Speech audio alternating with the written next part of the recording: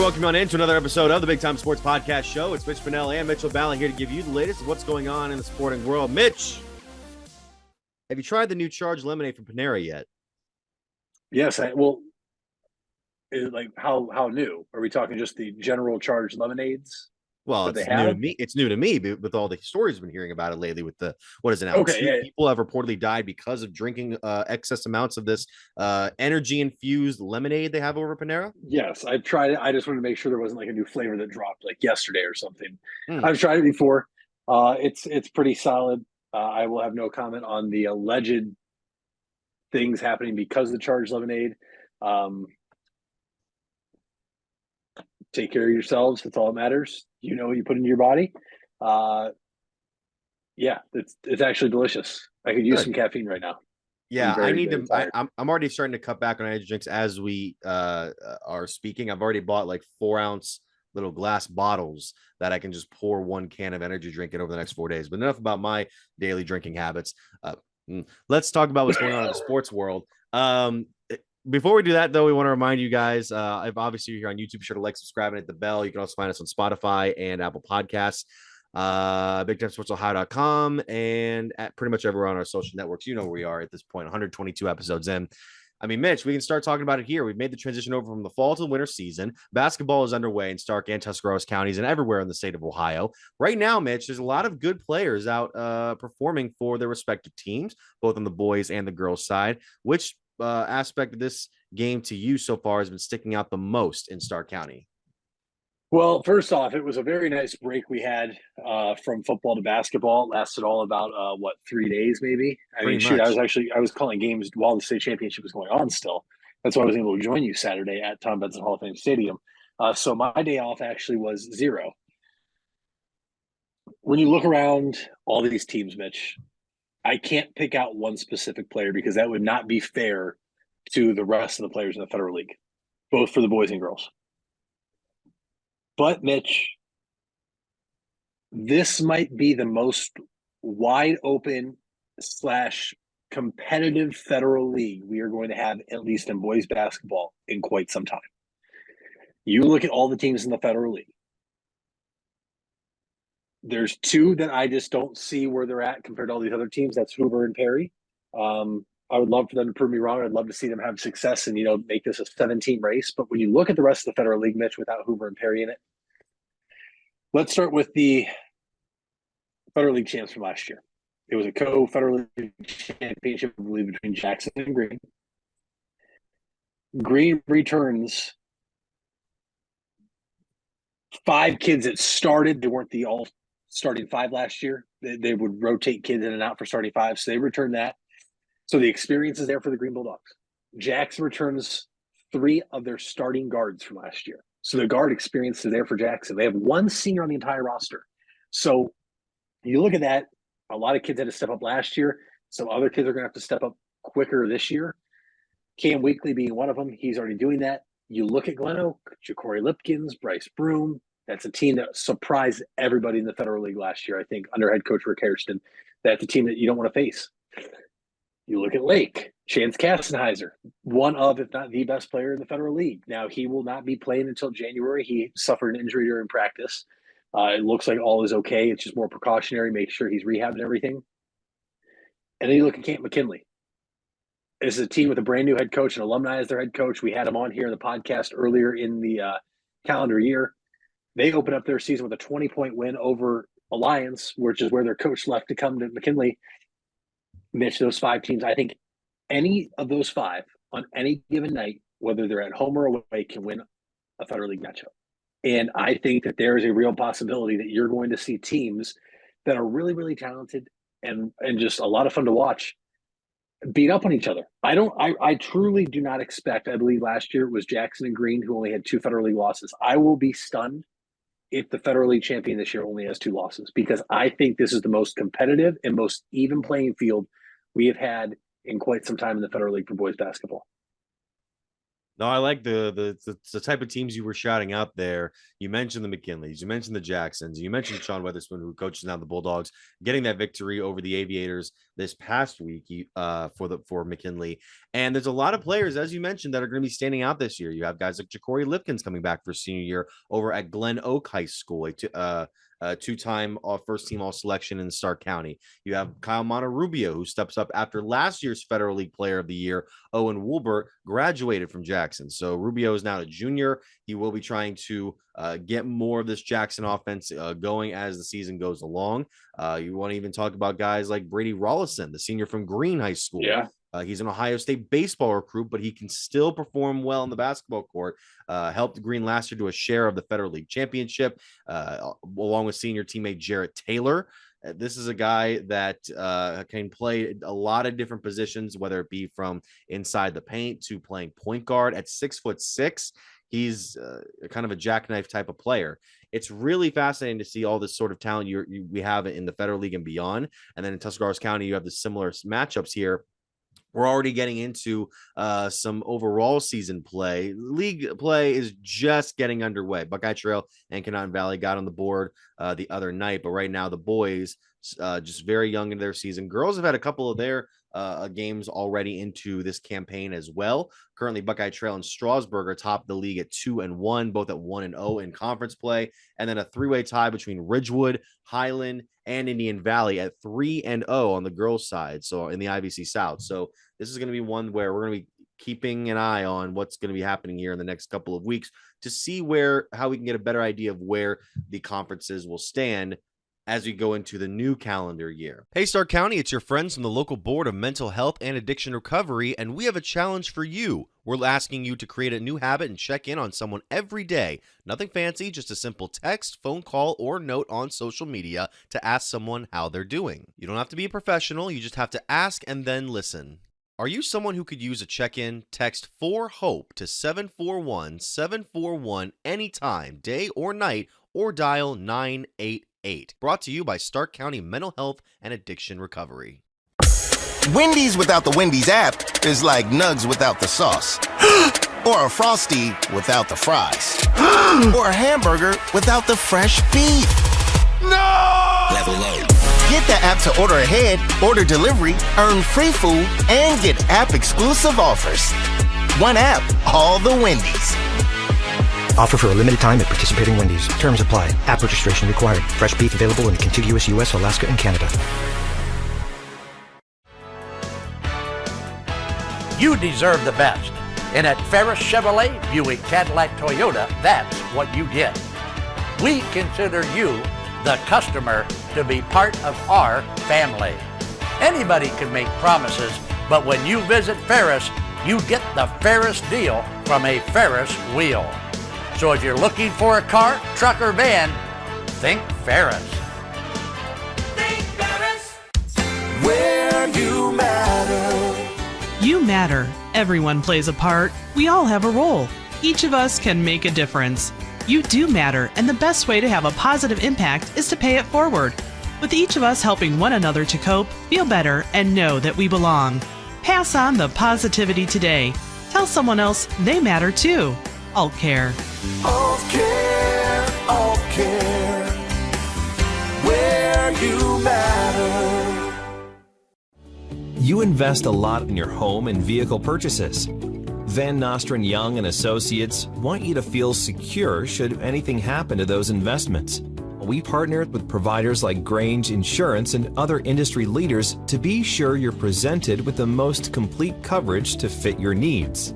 Because we're not only here to protect the items you invest in, we're here to protect your future as well. Call Van Nostrand Young Insurance in North Canton at 330-497-1867. Ride into the future to win great prizes. Can you see into the SARTA crystal ball? Guess how we'll be innovating and adding new services to make your SARTA experience better than ever. Try your luck with the What's Next at SARTA contest at sartanext.com. One grand prize winner will win free bus rides for 6 months. Runners-up will win great SARTA merchandise like a Bluetooth speaker water bottle, backpack, and tumbler. And don't worry, they're all multiple choice questions. All part of SARTA 25. Happy SARTAversary. Okay. I want to start off with this beautiful, miserable game that I did not fully tune into last night. I'll be full on that. I did not You did? No, ask me how many plays I watched that game last How many night. plays you watched that game?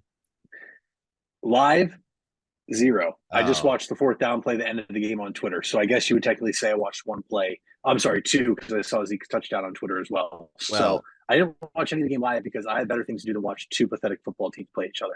Well, this is why I want to talk about it, is because both these teams are struggling right now, but in different forms.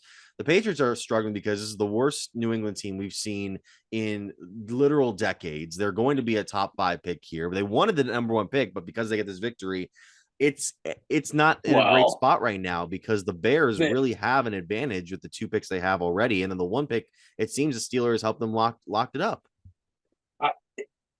I don't know if the Patriots were going to even have a shot at the number 1 pick because I don't know if the Panthers are going to win another football game this year, Mitch. And the Panthers aren't picking number 1. To your point, the Bears have the number 1 pick. So the Bears are just sitting here kicking their legs up with their hands behind their head, maybe thinking about a charged lemonade from Panera. And they're just like, this is nice. This is really nice. We have 2 top 5 picks. Maybe we can keep winning with our team and just keep the Panthers pick. Who knows? And the Bears are in the best spot right now. I don't care about their win-loss record. This isn't a team that, even if they made a run right now, can really make noise in the playoffs, I don't think. But, I mean, Bill Belichick is the best coach in our lifetime. And he also looked like he knew exactly what he was doing in terms of tanking. And at the same time, we wouldn't know because we're Browns fans. And boy, do we know the word tank. It seems like that's all we knew how to do for a very long time. I think getting a few wins here and there, though, helps a lot in that locker room. It allows those younger players that you're drafting to keep the vision intact, right? Like, if you think about this, Mitch, when we went 1-15, and we had the number 1 pick, and we took Myles Garrett. Don't you think Myles Garrett was probably a little bit turned off the next year we went 0-16? Like, it's not an easy thing to deal with. And a lot of these guys in the Patriots, Mitch, that are still there from when Brady was there, it's not many of them anymore. They have to be going through it as well. It's not easy to go from all that success to being a bottom 5 team in the NFL whatsoever. Having a constant question of who's playing quarterback, which that might have been answered last night moving forward for the Patriots. We don't know. We'll have to wait and see. But damn, is Bill Belichick good at both winning and losing? I mean, that guy knows how to tank. And they come away last night with a win in Pittsburgh, which is virtually impossible to do in a night game atmosphere in prime time in Pittsburgh, unless it's like a wild card game in 2020. Then they typically never win those anyway. But it's just, I have a buddy who's a Browns fan. He lives out in Pittsburgh now, and he goes with some buddies to the games. Obviously does not root for the Steelers, but he does say the atmosphere is incredible. He didn't think the Steelers could lose at all. I'm not mad. When 2 weeks ago, Mitch, I believe I was on this. I told you the Steelers won 11 games because their next 4 games were a cakewalk. They played Arizona, they played New England, they played Indianapolis, and they hosted the Bengals again. Well, they dropped 2 of the first 4, Mitch. So 11 wins, I think, is pretty much out of the picture because I believe their last 2 games, one is against Seattle, one may be against Baltimore if they haven't played twice yet. I cannot remember, but that's neither here nor there because nobody cares about the Steelers anyway. They're dead. They're not making the playoffs. Mitch Trubisky, I feel bad because he's a Northeast Ohio guy. I thought he got a raw deal in Chicago, but the more and more he keeps playing, the more and more chances he gets, Mitch, it looks like maybe it wasn't just Matt Nagy in Chicago. Maybe it was Mitch Trubisky too. Mason Rudolph was getting chanted very quickly in that game to come in, and Kenny Pickett, who, if you're the Steelers, Mitch, and you lose again next week and you're pretty much done for the playoffs, do you even rush Kenny Pickett back after an ankle surgery? If he's cleared to come back? Yeah, I don't know if they're necessarily done because I think the Browns winning this week against Jacksonville will have something to do with it. Then you're able to overtake Pittsburgh for second place in the AFC North and for the better spot in the wild card standings. But I don't know if that necessarily, like, if you lose the next 2 to Indianapolis and then Cincinnati, yeah, you're out. That's where it's going to be. That's where other teams in the AFC are going to start creeping up for potential spots from the East, from the South, from the West. Yeah, it's gonna, whether or not Kenny Pickett comes back this year is going to depend on their success. But right now, this team just doesn't look like they can muster up more than maybe 2 decent offensive drives per game, and they're losing to these teams that are supposed to be tanking for higher picks. And the fact that they're losing to this one, and then to Arizona the week prior, and it looks as if it's going to be another around 500 season for Pittsburgh, maybe a wild card round appearance. I've seen it online, man. There's some serious doubt for Pittsburgh fans as to whether or not Mike Tomlin can really be the guy next year moving forward, because he's done a lot of good for this team, but the so-called Steeler way might have to be reevaluated if this is the same results that's going to be coming in and year out if things don't change. I mean, we're at a time now where the last 5 years, what's the best Steeler finish? Wild card round twice. The Browns have gotten to the divisional round before you guys were able to. Yeah. But did they win the division? Yeah, they won the division in 2020. Mm-hmm. That was the last. Started off 11-0. Yep. And this is the thing. I think Mike Tomlin is a very good football coach. Sure. I think now you're starting to see what happens when you're handicapped with a roster, when you don't have a elite quarterback. I know Big Ben at the tail end of his career was not necessarily elite. Is it time for them to move off from Mike Tomlin? And this is not a shot at Mike Tomlin, but at the same time, Mitch, well, Mike Tomlin's never had a 500 or under 500 record. What else has he done? He hasn't won a Super Bowl in 15, 16 years. What else has he done with this team besides just make the playoffs and lose or win around? This team has not been a legitimate Super Bowl contender. In 2020, they're 11-0, so you almost had to say it. But realistically, you saw what that team was as the season continued to go on after they lost that first game to Washington, I believe. Was that the team they lost to, I think? I think it was the Commanders at the time, Redskins or football team. I don't know. They're stuck. The Steelers are stuck right now in mediocrity. Okay, cool. You go above 500 every year. That can be 9-8 now since we play 17 games. What does that get you? You're caught in the middle of no man's land because it's not good enough for a top 5 pick and you're not making the playoffs. Okay, you can't win a Super Bowl unless you make the playoffs. So I give Mike Tomlin for that, for the amount of times they made the playoffs. But the Pittsburgh Steelers, for the first time in a long time, Mitch, I think are caught in the middle of no man's land, because you can be a team that goes 500 or better, but not good enough to win the division, not good enough to make a playoff run. But where does that get you? It gets you nowhere. It gets you everywhere else with every other team that makes the playoffs that doesn't win their conference and make it to the Super Bowl. And they're never going to be able to get a high enough draft pick unless they completely just say, all right, it's time. We got to blow it up. We got to find our quarterback. Okay, personally, I don't think Kenny Pickett's the answer, so I hope they keep Kenny Pickett for a long, long time, because I just don't think he's going to be – I mean, look back at the preseason. Was he not the most overhyped quarterback coming out of the preseason this year? Kenny Pickett looks great. The Steelers are AFC North contender. They're a Super Bowl. No, they're not. How I know that this is officially hit mediocrity is because Steelers fans are starting to lose it. And what do you mean by that? I mean, last night, there was an honest take of, should the Steelers trade TJ Watt because he's in his prime and all we're doing is wasting his prime? Mitch, they've lost it. They're going through it.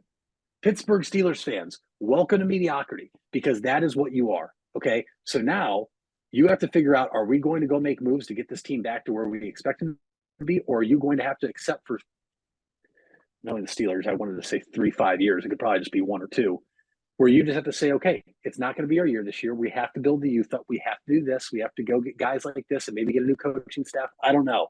I'm not complaining. I'm still very upset the Browns lost to them one time this year. But I think Mike Tomlin's a good coach. But Mitch, in a league that is, what have you done for me lately? And a lot of these franchises have quick hooks. I almost think that this could be a curse, because they just keep saying Mike Tomlin's always above 500. He's always above 500. Look at this. We never have a losing record. Well, where's it gotten you? It's gotten you nowhere in 15 or 16 years since you won your last Super Bowl. 15. Oh, wait, they won the Super Bowl against Cardinals. Yeah, 09 and 10, they made the conference championship. 2016, they made the AFC title game against New England. But yeah. What's the difference between him and Mike McCarthy? Nothing. They both won a Super Bowl and they've been mediocre. They've gotten to in the playoffs. They've gotten to big games and they can't come up with wins. I feel like Tomlin has done more with lesser. I agree with that, but I'm just saying, like, you look at this. We keep saying Mike McCarthy, he's not a good football coach. Look at now, the Cowboys have a chance to right that ship this week if they beat the Eagles, which we'll talk about. But we can't have two guys that are actually very similar in what they've done for you lately and hold one guy way up here and the other guy way down here when they're practically doing the same thing. the Steelers haven't got anywhere recently, and they're not going to get anywhere this year. And they're at a crossroads right now for the first time in a long time. Okay. So I don't feel bad for Steelers fans or people who are like, oh, this is whatever. Okay. Welcome. Okay. We dealt with this our entire lifetime as Browns fans. Well, again, it's going to depend on what's going to happen this Sunday in Cleveland when they take on Jacksonville. Jacksonville may not have Trevor Lawrence, possibly. I mean, he was limited in practice yesterday. I mean, not 100% right now. As we CJ Beathard. CJ Beathard even had to take a bit of a rest. He had some issues there. I still expect him to be the starter, but it'd be like the Arizona game. If it's not, and you got to go to your third string, who I don't even know who Jacksonville's third string quarterback is, then that is going to be like the Cardinals game where it's like, okay, Nathan Rourke is the guy's name. From Ohio. That's right. Do what you need to do. Like, get the job done. Do not lose to this team. And if you do lose this game, especially, then it is time to panic, as I mentioned last episode. Well, and I'm just going to say, I don't care who plays quarterback. You're in Cleveland. You're taking a team from Florida, bringing them up north. Okay. It's not going to be enjoyable weather. It's going to be cold. Trevor Lawrence is going to be limited. This is a quarterback that likes to use his legs to make plays, extend the plays. We know he likes to run. We saw it in college all the time at Clemson. He's not going to be able to do that. You have one loss at home, and I'm willing to put an asterisk next to it because you had to switch your quarterback an hour before kickoff. This defense is lights out at home. And to your point, what they did against the Cardinals, if they see CJ Beathard, let alone Nathan Rourke, I expect this defense to tee off because, Mitch, they also have to be very upset. Let me choose my words correctly here. Very upset because a lot of talk has been more so on the defense recently because of the abysmal performances they put up against the Denver Broncos and last week against the Rams. This defense has not been what it was.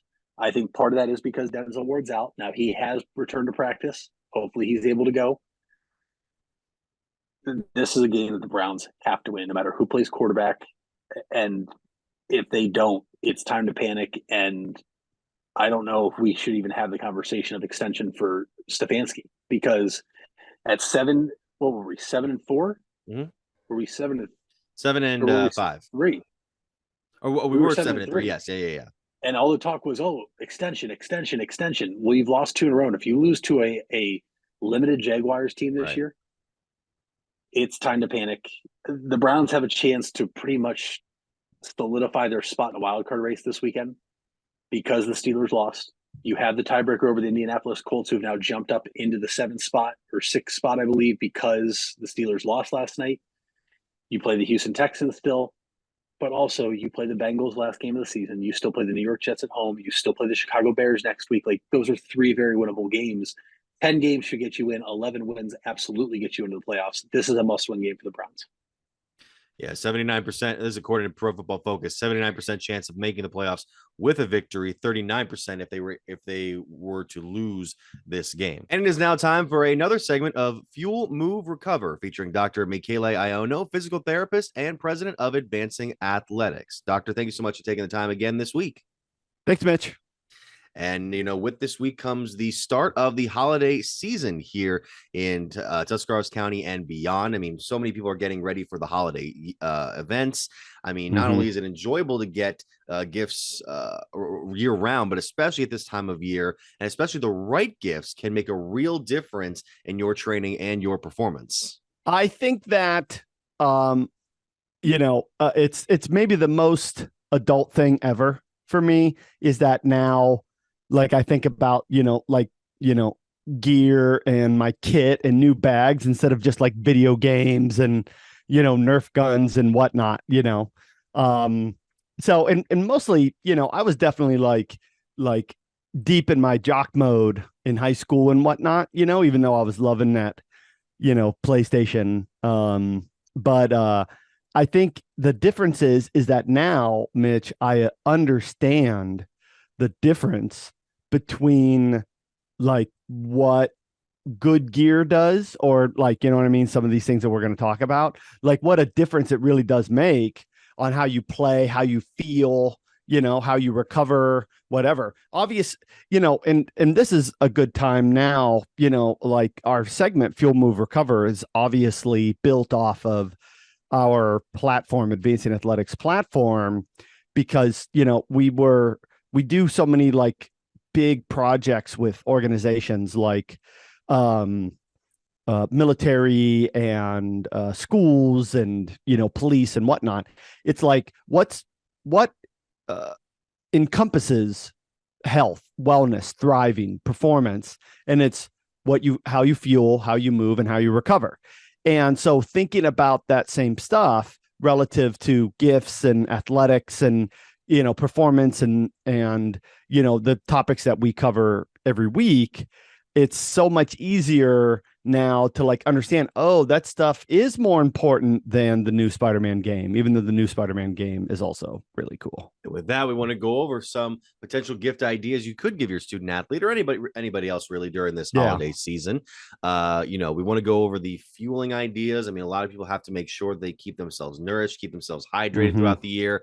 If you're going to give a gift to somebody, Doc, I mean, what are some ideas you can pop up in there? Okay, so for each of these topics, I'll give 3, and so we'll just go from our 3 pillars. So we'll talk about nutrition related things first, and then exercise or movement related things second, and then finish with like recovery or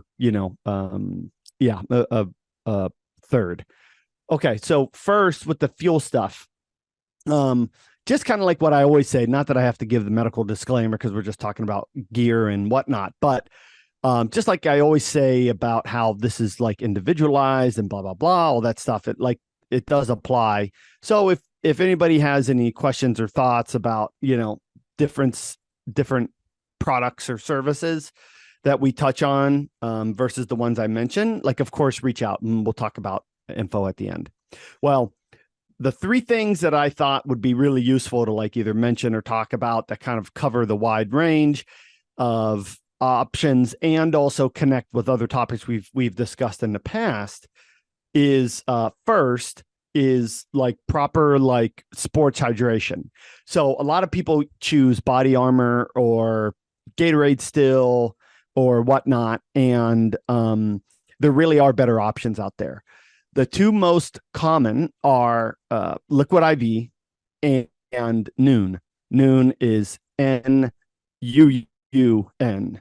And I actually have one of my bottles here. And so to be clear, we don't have any sponsorships with any of these organizations. I mean, if they want to reach out and sponsor Big Time Sports or Advancing Athletics, then, we will be fielding their inquiries. Now, in all seriousness, these are things like this and things like Liquid IV are geared towards actual athletes. Gatorade and Body Armor and Powerade are more geared towards taste. We've talked about this in past episodes. Folks that haven't heard that can catch up. But what's nice about these is that you can keep a bunch of them right in your bag with your kit, and then all you need is your water bottle. Most athletes now carry around a water bottle of some kind, and so what it is that each container has 10 tablets, almost like Alka-Seltzer or whatever, and pop one of those in your drink, and then you have your hydration. The cool part is that you've got 10 of these. This is like carrying 10 bottles of Gatorade with you. And you can get a pack on Amazon for like $25 where you can have 40. I think it's like 40 for $25. So, I mean, you can't buy that many, it's like 35 cents a Gatorade, which it'd be really, really hard to get that at the gas station or whatnot. And so it's just thinking about the benefits of nutrition or whatever it is that we're talking about, and then what's the best way to get it or a better way to get it, let's say. The next thing that I want to talk about is meal service plans. So not everybody likes to cook. Not every athlete has parents who are good at cooking or, are even like eat healthily. The place that we kind of come from, the Midwest is oftentimes, a lot of really dense, hearty food, and not everybody eats as healthy as they should anyways. And so many families have, like, let's say, one athlete in the family or one serious athlete. Well, for some of them, I've recommended, you could get a subscription to like HelloFresh or Blue Apron. That's the meal prepared things. So the one kid who needs a certain amount of nutrition or more meals, mom and dad don't cook, mom and dad aren't good at cooking, mom and dad don't like to cook, but they can afford $20 to $50 a month, in meals. Well, all of a sudden that one athlete really gets their proper nutrition. So that can be a good idea.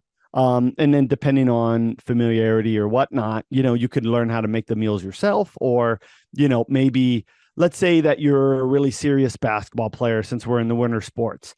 Well, now all of a sudden during the winter, during the regular season, maybe you get your Blue Aprons subscription. So to make sure that, you're eating really healthy and plenty, and then, you can cancel it when the spring comes. The final new fuel related gift idea is like a coffee gift card. As we've talked about in the past, energy drinks are terrible for you. Now, I still will have a Red Bull from time to time, or whatever. So, I mean, a little dab will do you. It's not going to kill you. But the problem is that if you're having these all the time, and so coffee is a much healthier thing. What makes coffee not healthy is when you add tons of sugar in it and like sweeteners and stuff like that. So, of course, we want you to minimize that. But in general, coffee or tea is much healthier than energy drinks. And so, getting your athlete or asking yourself, like a gift card to, one of the local cafes or Starbucks or Dunkin' Donuts or whatnot, will allow you to be able to, make sure you're getting enough energy and you're accomplishing everything from school and working and training and competing, while also making healthier energy choices. So we go from fuel over to move, and move is definitely, for me, the most interesting one because of the season you're going into, when it starts to get colder, when it starts to become less welcoming outside. I mean, you want to, there are options to be able to move around indoors. Don't get me wrong, but especially if you want to get into those elements in the outdoors, I mean, what can people really focus in on if they want to get their student athlete a gift? The cold sucks. It just sucks. We're not Canadians. We don't live in Alaska. We don't live so far north to where like you just have to accept that like being cold is a way of life. So for us, we've got like maybe 2 or 3 months of cold weather, and then you can kind of move on from it and almost forget about it till next year. And so whether it's your training, whether it's not just, Mitch, that like, oh, we're doing stuff inside. It's like, do I really want to leave the house? Am I really going to go home? And then, as we talked about, was that last week? Yeah, that was last week. You get done training, whether it's at the gym or practice, and then you head home. Well, if you don't have a proper kit, well, you are increasing your risk of getting sick. So it's not even just simply like, get a nice stuff so you can go outside and play. It's also like, let's make sure you're taken care of fully. And then you get nice stuff. It washes better and it feels better. It fits better. It looks better. It's all those things that kind of add up to it. So jackets or tights / leggings, socks and sweatshirts. So those are the 3 things. So the first, proper jacket. So there's so many different brands that you can buy. My preferred one is LL Bean, but Columbia, Patagonia, REI, Dick's Sporting Goods brand sells some nice stuff. There's another major one that I'm forgetting, North Face. Yes. So North Face, and there's plenty of other companies, even like Carhartt and stuff like that make these nice jackets that are lightweight, they're warm, and they do all the jobs you need them to do. getting something to where like I can throw this on and I'm impervious to the cold makes such a difference. And then instead, what happens is that like, you know, you have to put like 12 different sweatshirts on before you can even walk outside. And then as soon as you walk indoors, you're literally sweating your butt off, like we talked about last week, instead of like you have one nice warm coat, you know, and just like, you know, the two coats that I have, the two winter coats that I have, I don't even have to wear a t-shirt on under. That'd be funny, walking around with chest hair, you know, with no t-shirt on underneath. No, all I have to wear is a t-shirt on underneath my jacket. Trust me, if any of our viewers or listeners see me out in the community in one of my nice coats, trust that I do have a shirt on underneath. Okay. So the thing that I want you to also think about is like a pair of leggings or tights or joggers that have some insulation in them. Again, it's just, I can go from home to practice to home, train outside, especially as the weather like starts to turn, like in the fall. Like we're still kind of there. Next month is where it's really going to start getting cold. And then obviously coming out of it, like in March and whatnot, things that were like, okay, I'm going to throw this on. It's going to not impact my training or my decision making. The next thing is socks. So socks are the most underrated thing that you can possibly wear or utilize. And having nice socks makes such a big difference. So I have so many athletes that come in and they have holes in their socks and stuff like that. Not only do you not get the warmth from it, but also they just look ratty and stuff. And there's actually a few companies that actually make socks and have lifetime guarantees. So my personal favorite brand is one that's called Darn Tough. And so they come in all different colors. They're not just old man socks or whatever. And they're all made in America, which is important to some of us. And the nice part is that as soon as you get holes in them or they get the threads or whatnot start coming loose, all you have to do is ship them back to the store, and then they will give you a code to get you a new pair. And so as soon as you buy one of these pairs, you have a pair for life.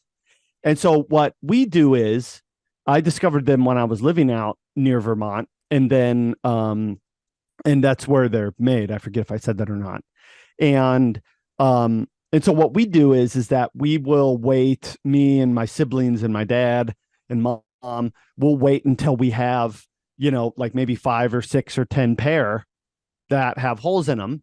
And then we will ship them all back, and then they'll give us a code, and then we'll go out and pick, okay, Mitch got 2 pairs, Michele got 3 pairs, mom got, 4 pairs, whatever. And so then we each go pick out our own socks, and then they ship them back, and free shipping because we order so many at the same time.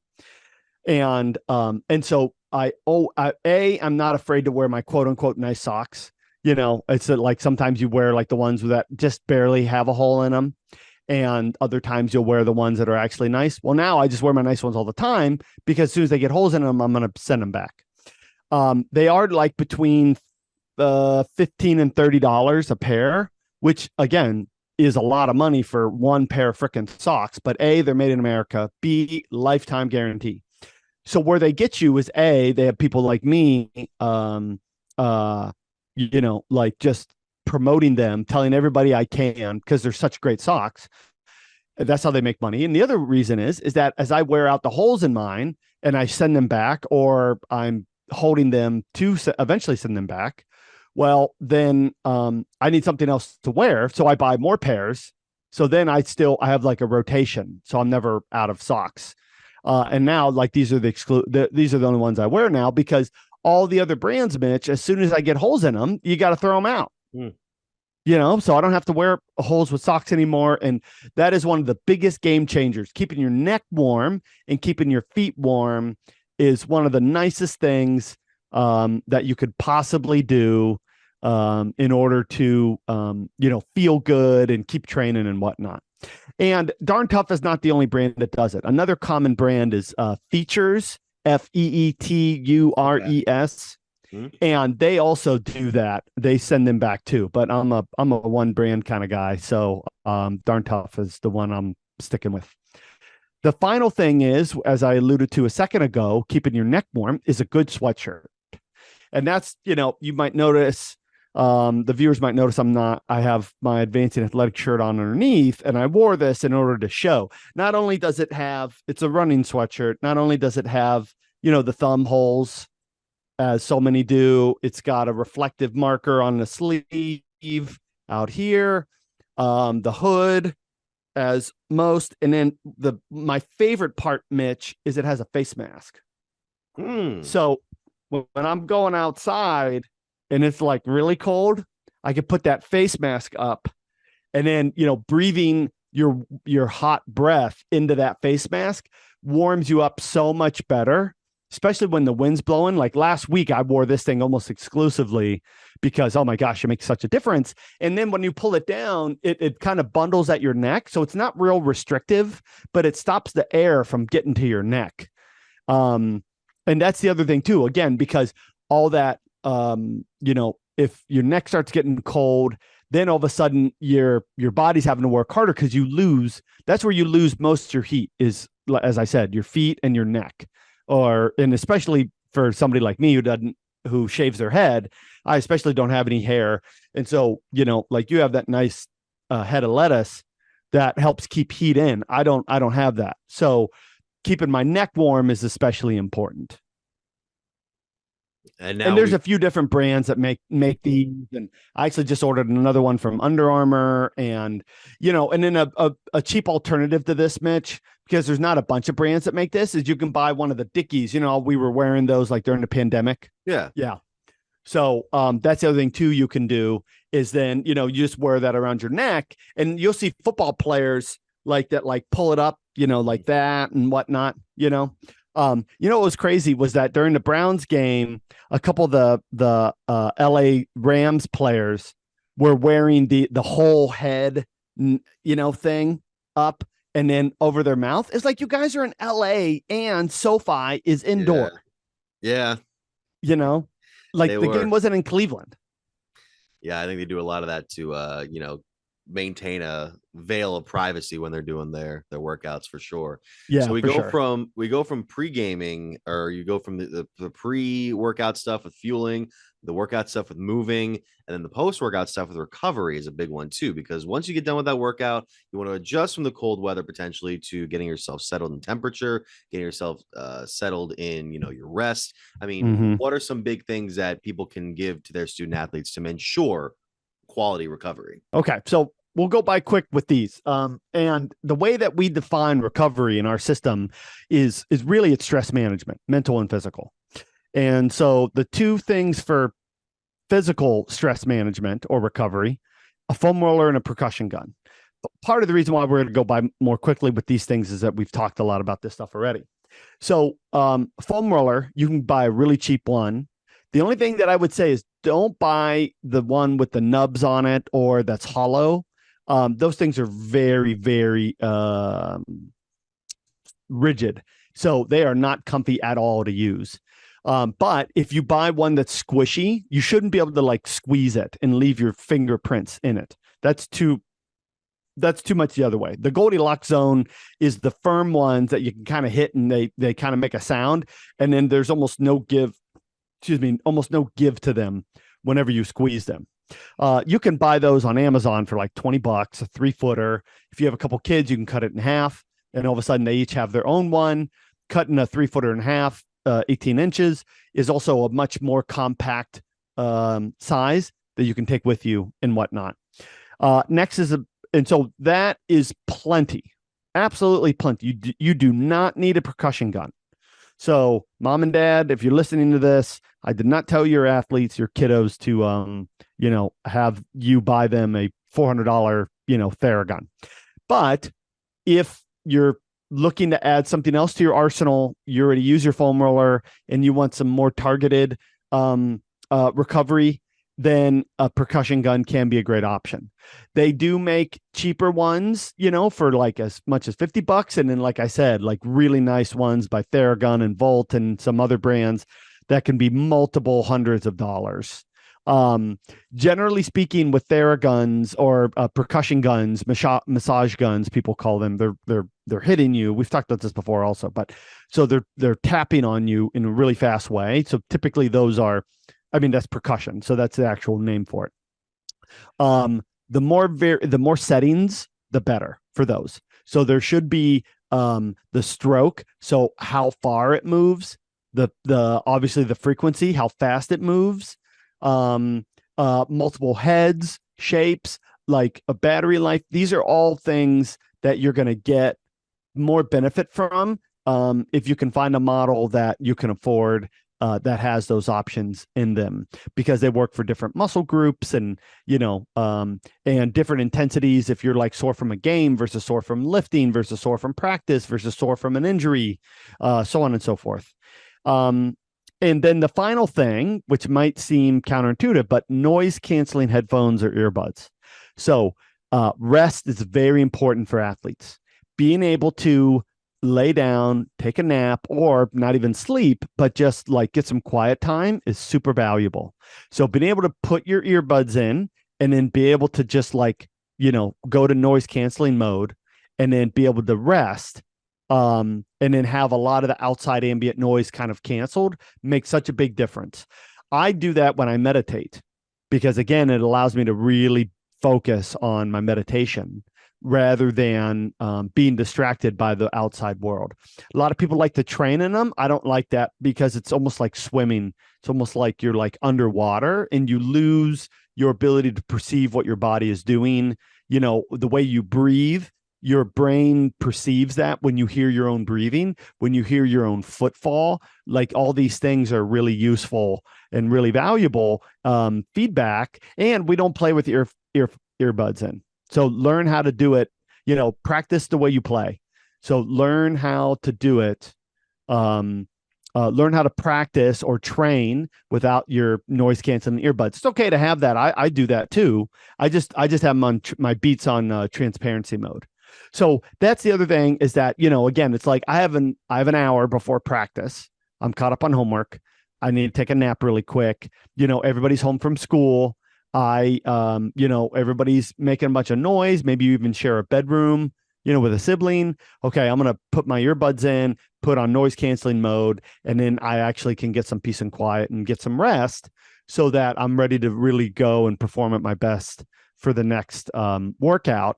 And again, unlike caffeine, which we talked about in the fuel ideas, your noise canceling headphones, if you take a nice nap, that's not too long, it's not going to impact your sleep.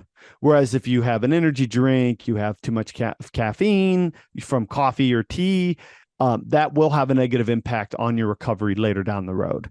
So learning how to use all the tools available to you to feel your best and perform your best is what we're trying to help you guys learn about. And with that, Doc, I mean, with all the gifts gift ideas we went over, some people may wanting to add to that. They maybe want to provide their student athlete, maybe a training package or an assessment over at Advancing Athletics. Where would they be able to find such a potential gift for the holiday season? Or if you want to send Mitch and I gifts for all this amazing content we provide you, it's we'll send our addresses in that email.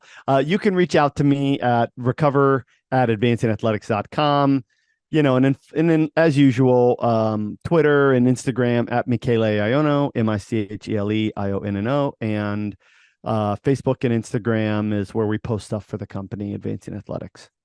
And with that is another segment of Fuel, Move, Recover featuring Dr. Michele Iono. Doc, thank you so much for joining us again this week.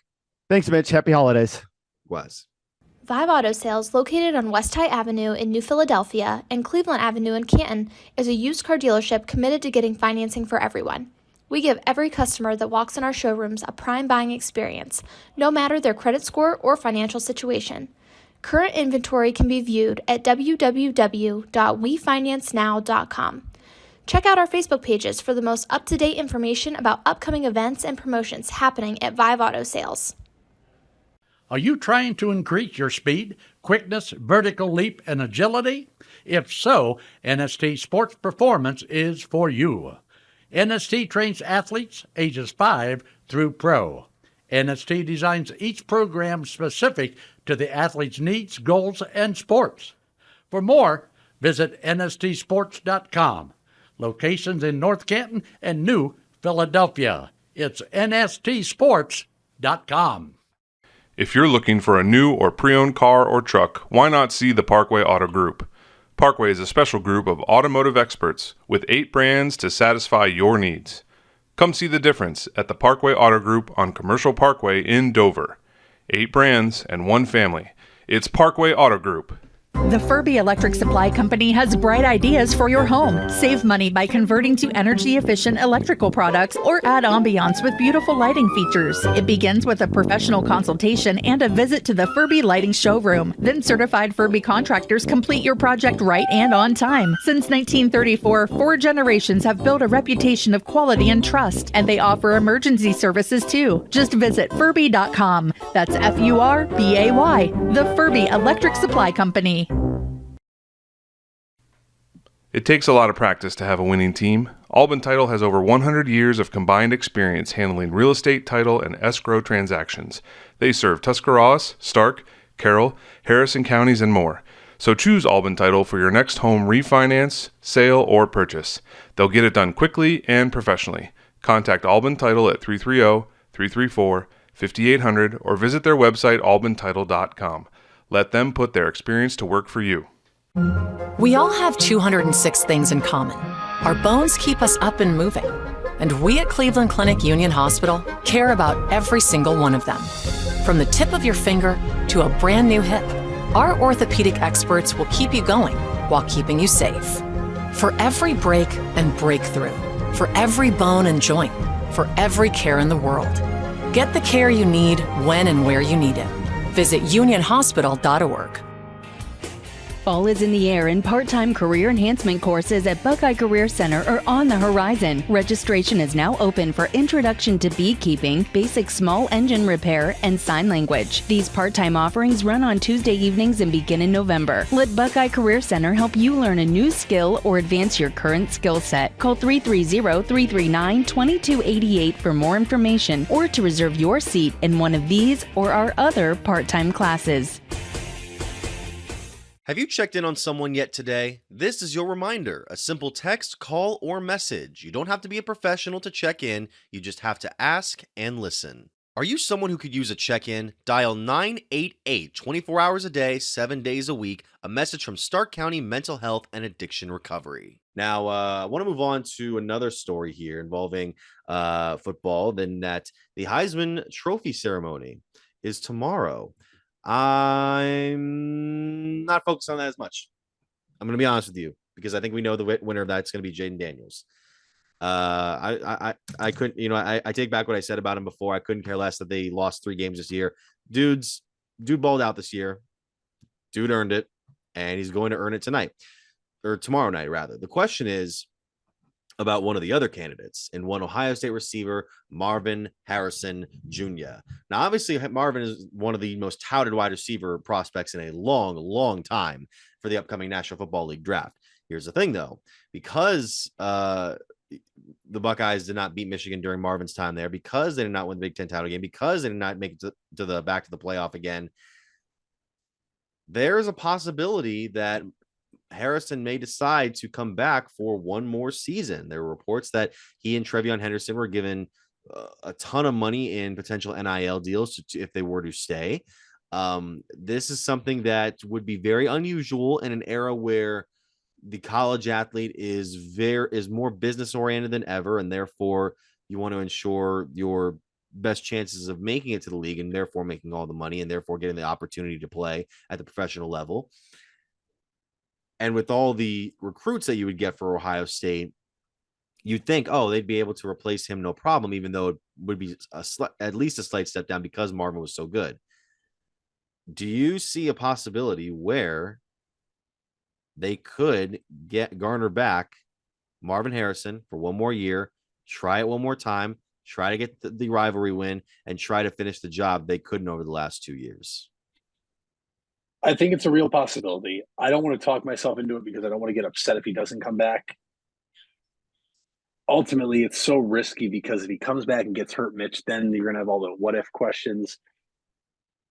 Can he really outperform what he's done to solidify he's the best wide receiver in college football? I don't know if he can, but this seems more like a personal thing for Marvin Harrison Jr., and that's exactly what it should be because it's his career and it's his choice.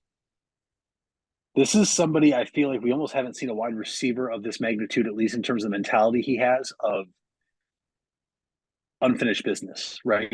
A lot of these guys, and rightfully so, opt to go to the NFL after their third year when they're ready because they want the money, they want to go play big-time football, and there's nothing wrong with that. He's the first wide receiver or player of this magnitude in quite some time, I feel like, that has just flat out come out and said, I don't know, because I have goals and we haven't accomplished those goals. And if he leaves, I'm not going to hold it against him because he's probably going in the top 5 for sure, maybe even top 3. I could see him going as high as 2.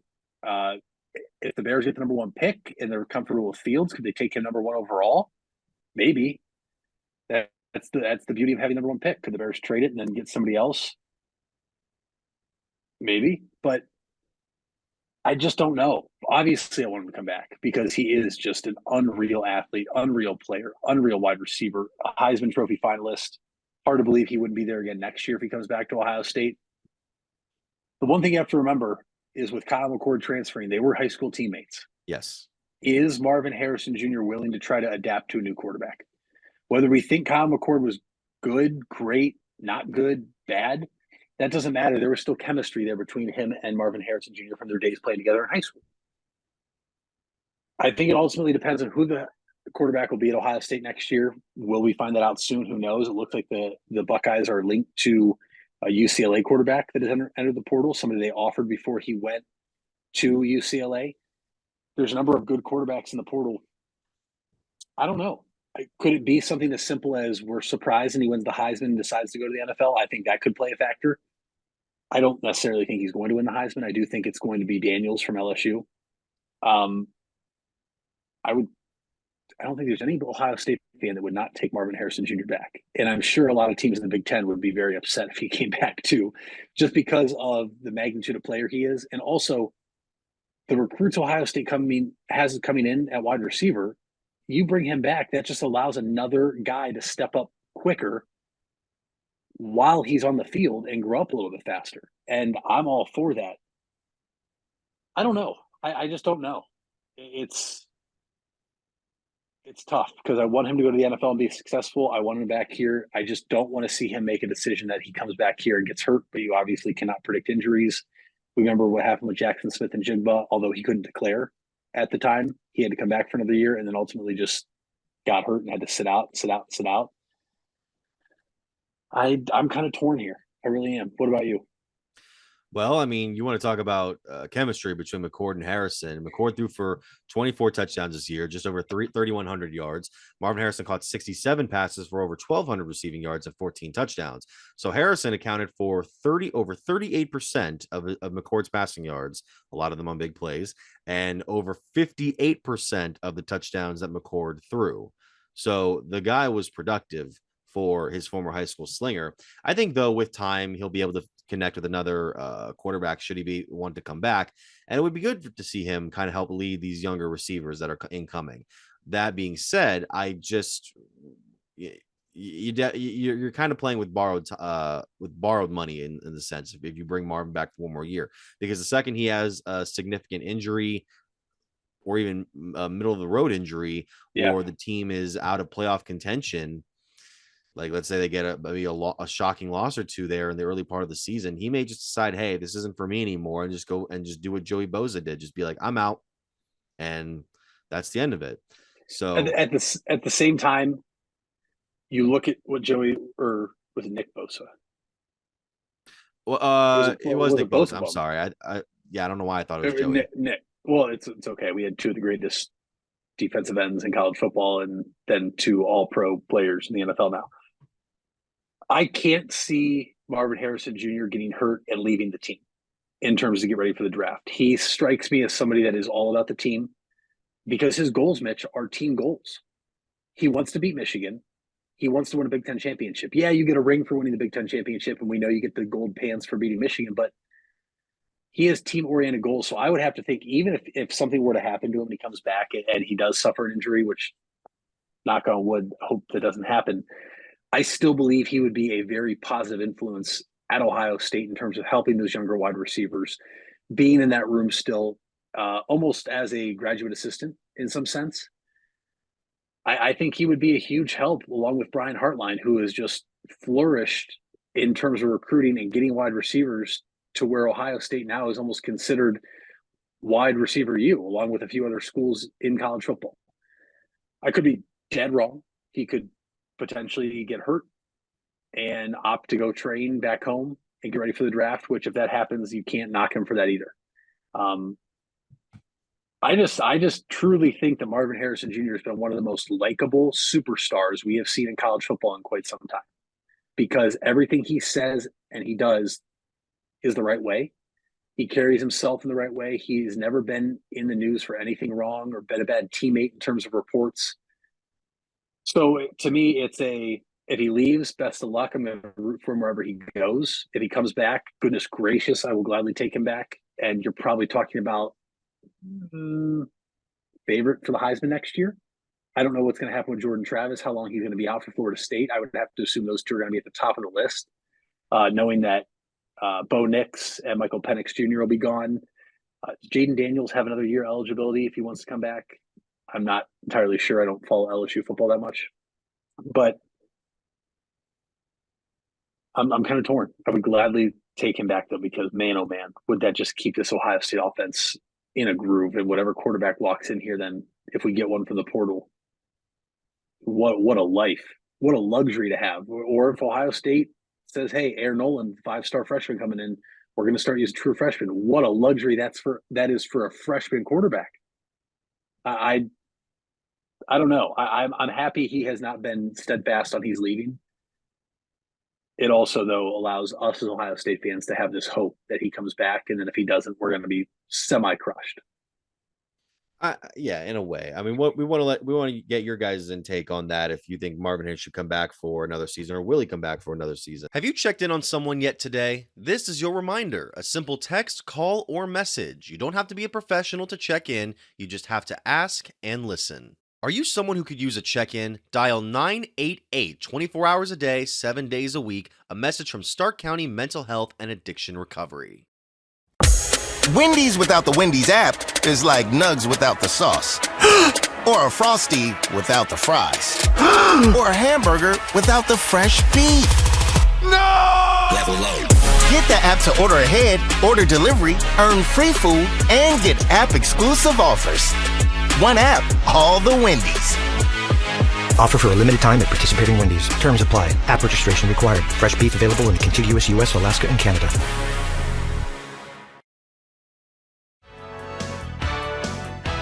You deserve the best. And at Ferris Chevrolet, Buick, Cadillac, Toyota, that's what you get. We consider you, the customer, to be part of our family.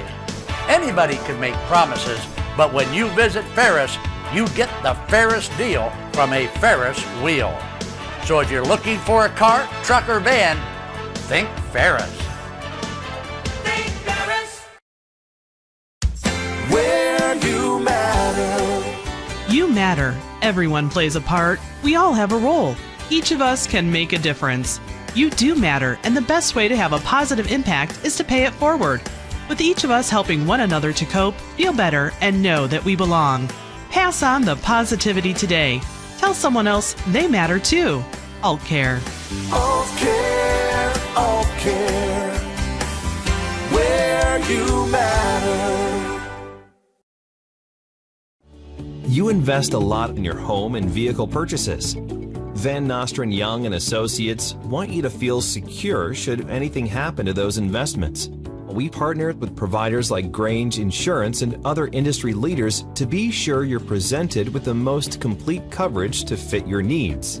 Because we're not only here to protect the items you invest in, we're here to protect your future as well. Call Van Nostrand Young Insurance in North Canton at 330-497-1867.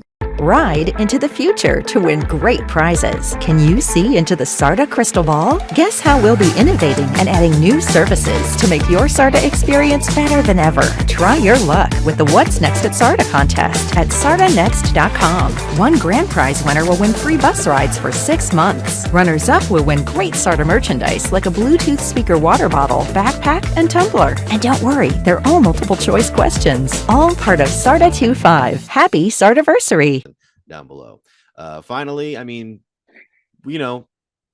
I said earlier on this podcast, and there's a clip of it on our YouTube channel, do we care about the NBA in-season tournament? We don't care about the pool games, what I discovered last night, because last night's semifinal games were ones that I was very invested in, from the merged broadcast of ESPN and TNT's crews to the matchups that we did get in the East and the West.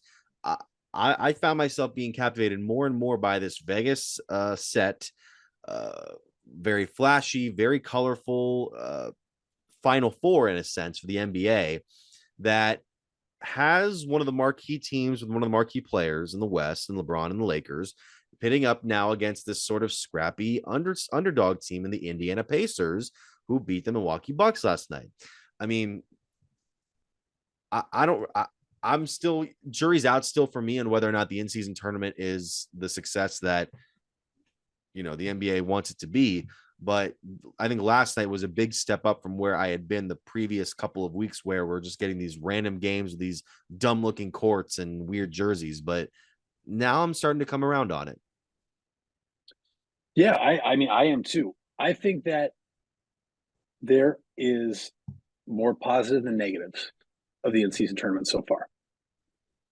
The Indiana Pacers have completely taken the NBA by storm. This is a team that had one nationally televised broadcast for the entire season. And now they're playing in the NBA in-season tournament championship.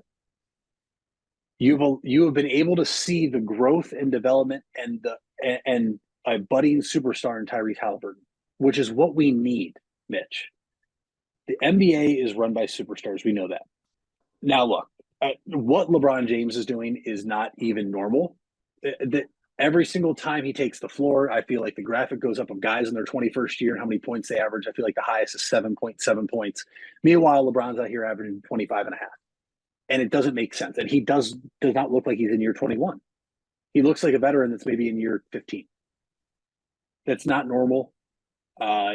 It's hard to say what other superstar could potentially last that long. I'm not sure.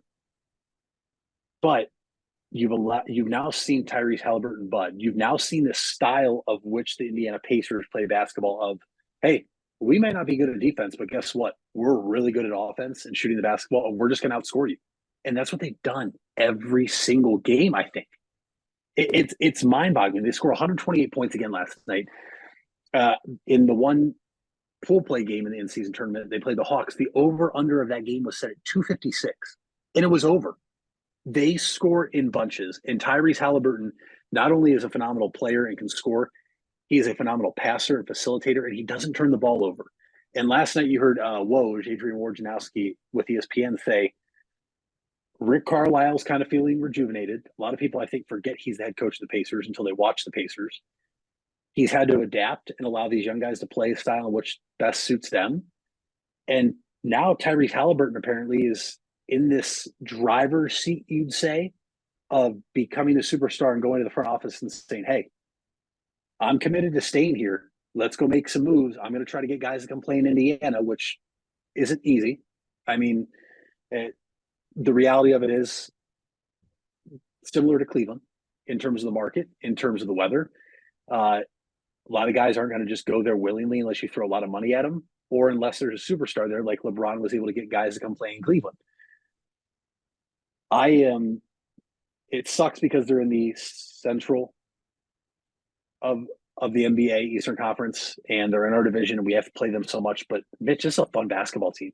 This reminds me of that Cavs team of 2 years ago before the Donovan Mitchell trade, where all of a sudden you're like, whoa, what are we? Where'd this team come from? And they probably make the playoffs if we're not riddled by injuries down the stretch in 2021. But this is a very, very fun team. And what's crazy is the tournament has allowed a lot of other teams, I think, to take regular season games seriously. I know there's the new stipulations for if you want to win an award, you can only miss X number of games. But Mitch, if you pull up the standings in the NBA right now, it's nuts. Who's sitting there in the top 6? More importantly, who's sitting at 3 and 5? The Orlando Magic are 14 and 7, and they're sitting as a 3 seed in the East right now. And the Indiana Pacers are 12 and 8, and they're sitting as the 5 seed. 2 teams, I would have to venture to say, nobody expected to be in this spot 21, 22, 23 games into the season. They care because the Pacers are a perfect example. They have 3 guys on 2-way contracts. And I believe it's 7 of their 12 make below $3 million. So $500,000, which is what every person on the team and staff get if they win, not to split equally. Everybody gets $500K, means a lot to these guys, a lot of young players. It's an incentive that we've never seen before, and I really, really like it. I think we're seeing good basketball. And did it rejuvenate LeBron? Not that he needed rejuvenated again, but my goodness, the Lakers now, they thump the Pelicans last night. I had to ask you if they won because I was asleep, and you told me the score, and I almost didn't believe you. It's very entertaining, and I'm actually very intrigued to see what happens. You have a team in the Lakers led by a bunch of veterans, the greatest player of all time, LeBron James, and then a team full of young up-and-comers and a budding superstar in Tyrese Halliburton. I don't think we get to give Tyrese Halliburton his flowers if the in-season tournament doesn't happen this year. I really don't think we see this and talk about this like this if there's no in-season tournament. Probably not. I mean, you mentioned the teams that were around the top of the East right now in Indiana, the Knicks, Orlando. I mean, Orlando is why I was impressed with the way the Cavaliers played against them on Wednesday night, their latest game that was on the docket, because the Cavs, had a couple of days off coming off of a week in which they had maybe arguably their worst loss of the season. They kind of had to compete with a poor Pistons team, but looked impressive on Wednesday night. They got off to that big lead against the Magic, who I think had one of the worst 3-point shooting nights the NBA has seen all year. 2 of 23. The Cavs got into some foul trouble in the third quarter as the Magic kind of made a rally, but they were able to stave them off. Darius Garland made a couple of big shots late. Donovan Mitchell got off to a hot start. And then once Jarrett Allen got back on the floor from his foul trouble, he was able to compete somewhat. Evan Mobley doing the same and then of course Max Strus and Georges Niang making 3-pointers when they need to. That's the sort of game where you're like, okay, the Cavaliers can kind of hopefully reset from everything that's happened this year. I mean, JB Bickerstaff even said before Wednesday's game, they'd won 7 out of their last 10. Now they've won 8 out of their last 11.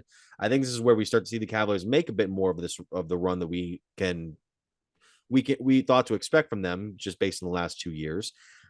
But yeah, that's kind of my take on where Cleveland is right now, but I don't know if you have any different thoughts on that. I didn't get a chance to watch the game Wednesday night, so I pulled up the box score.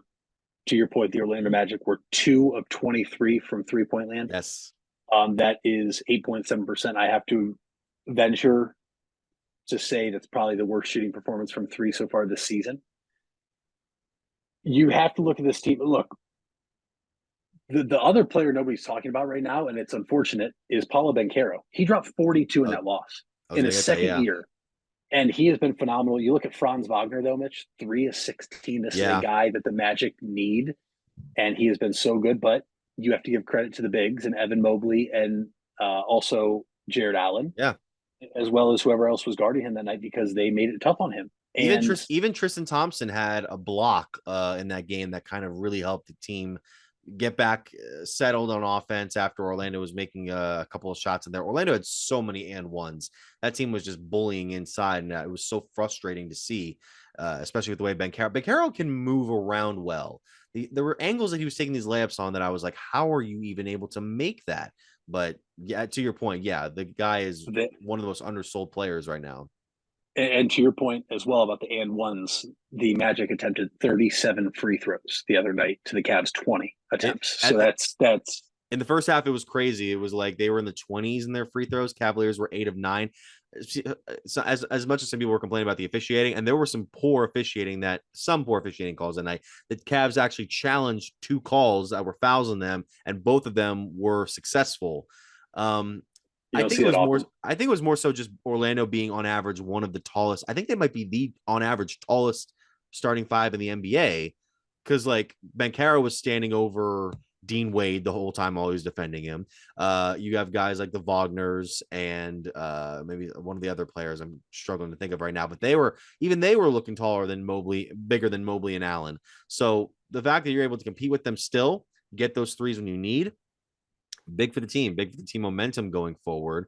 And hopefully, I don't know what's exactly going on in the locker room. Only people who know that are people in the locker room, but I'm hoping that can kind of alleviate some of the hard feelings that have been purported between player and coach. Because I think JB Bickerstaff's done a fantastic job of turning this whole team around from where he started with the job to where they are currently. It's more so a case of, can you make the next step? And we don't know if they can make the next step yet, but the loss or wins like this can take the stress of those doubts off of you for at least some period of time. Absolutely. Isn't it funny? Because I feel like not even 10 games into the season, when the Cavs opened the season and struggled, is it time to get rid of JB Bickerstaff? Yeah. It's not how you start. Okay. I mean, for example, and I'll go back to it now with the NBA, the current standings. Last year, the Los Angeles Lakers started off dreadful in the NBA. And this year, they've turned it around. They're already in the top 6 of the Western Conference, which is where you want to be, avoid the play-in. This Cavaliers team is going to be based, unless they completely bottom out, which, assuming they stay healthy, Mitch, I don't see this team bottoming out. There's too many guys that can score the basketball, too many guys that can help defend. The defense has taken a bit of a step back from last year. Obviously, we're the number 1 defensive team in the NBA. But how is this team going to be gauged? Can they get past and win a first-round playoff series? That's the test. Can this team make a playoff run? Okay. That is the goal. They were embarrassed by the Knicks last year in the playoffs. They just were. They were out physicaled. That's what I mean by embarrassed. It was 6 games. The Knicks won, but then you had Jared Allen saying the lights were too bright. We saw what happened to our bigs in terms of Mitchell Robinson and Isaiah Hartenstein. Robinstein, yeah. Just dominating us. But I'm not judging JB off a Wednesday night game in November, December. I'm judging on if this Cavaliers team is going to be a top 6 team in the Eastern Conference, and can they win a first-round playoff series? I think they absolutely can. So that's why this fire JB 9 games into the season when you're 4-5 or something like that, I just wasn't here for it. It's way too early. This team was without certain guys. They were just getting work back in. Jared Allen barely practiced and played in the preseason. Donovan Mitchell missed a few. Garland, pump the brakes, relax.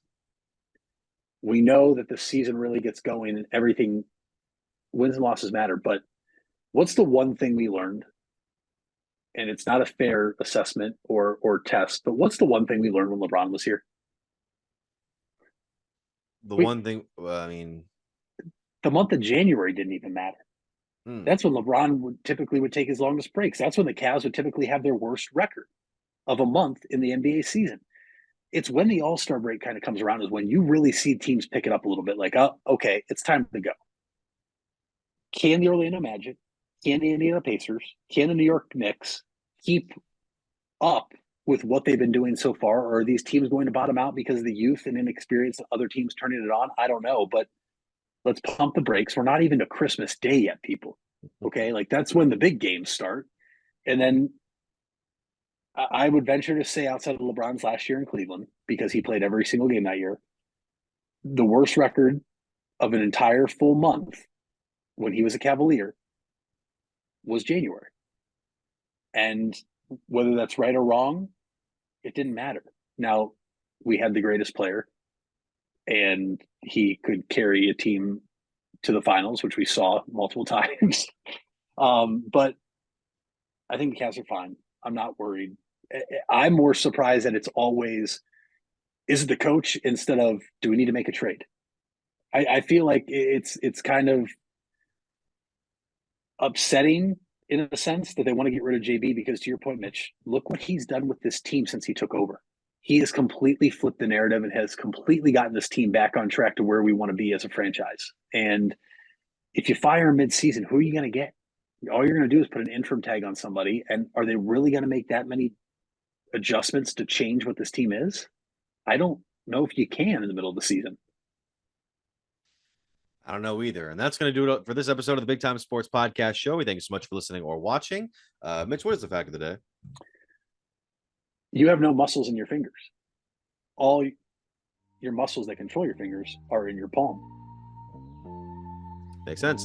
Thank you guys so much for listening or watching the Big Time Sports Podcast Show.